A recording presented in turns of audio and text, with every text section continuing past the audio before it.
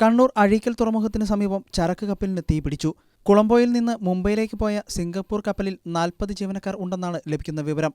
50ഓളം കണ്ടെയ്നറുകൾ വെള്ളത്തിലേക്ക് വീണിട്ടുണ്ടെന്നാണ് പ്രാഥമിക നിഗമനം. രക്ഷാപ്രവർത്തനങ്ങൾക്ക് കോസ്റ്റ് ഗാർഡും നേവിയും എത്തിയിട്ടുണ്ട്. കേരള തീരത്ത് നിന്ന് ഏകദേശം 120 കിലോമീറ്റർ അകലെ മാറി അന്താരാഷ്ട്ര കപ്പൽ ചാലിനു പുറത്താണ് അപകടം നടന്നത്. ഇതൊരു ഫീഡർ ഷിപ്പാണെന്നും മദർഷിപ്പ് അല്ല എന്നും വിവരങ്ങൾ ലഭിച്ചിട്ടുണ്ട്. 650ഓളം കണ്ടെയ്നറുകളുമായി ശ്രീലങ്കയിലെ കൊളംബോയിൽ നിന്ന് മുംബൈയിലെ ജവഹർലാൽ നെഹ്റു പോർട്ടിലേക്ക് പോകുകയായിരുന്ന ചരക്ക് കപ്പലിലാണ് തീപിടുത്തമുണ്ടായത്.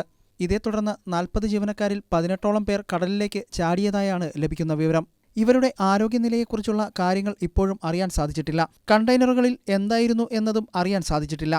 വാൻഹായ് 503 എന്ന സിംഗപ്പൂർ കപ്പലാണ് അപകടത്തിൽപ്പെട്ടിരിക്കുന്നത്. കണ്ടെയ്നറുകളിൽ അപകട സാധ്യതയുള്ള വസ്തുക്കൾ ഉണ്ടോയെന്നും വ്യക്തമായിട്ടില്ല. എന്തായാലും കേരള തീരത്ത് നിന്ന് ആശങ്ക വിട്ടുമാറുന്നില്ല. ഒരു മാസത്തിനിടയിൽ കേരള തീരത്ത് നടക്കുന്ന രണ്ടാമത്തെ കപ്പൽ അപകടമാണിത്.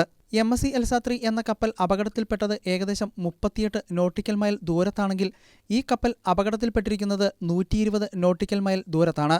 വളരെ വേഗം തീപിടിക്കുവാനുള്ള സാഹചര്യം ഇതുവരെ വ്യക്തമായിട്ടില്ല. അതോടൊപ്പം നിരവധി തവണ പൊട്ടിത്തെറികളും കേട്ടു എന്ന് അറിയാൻ സാധിക്കുന്നു. കോസ്റ്റ് ഗാർഡും നേവിയും രക്ഷാപ്രവർത്തനങ്ങൾ നടത്തിക്കഴിഞ്ഞാൽ മാത്രമേ ഇതിന് വ്യക്തതയുണ്ടാവുകയുള്ളൂ.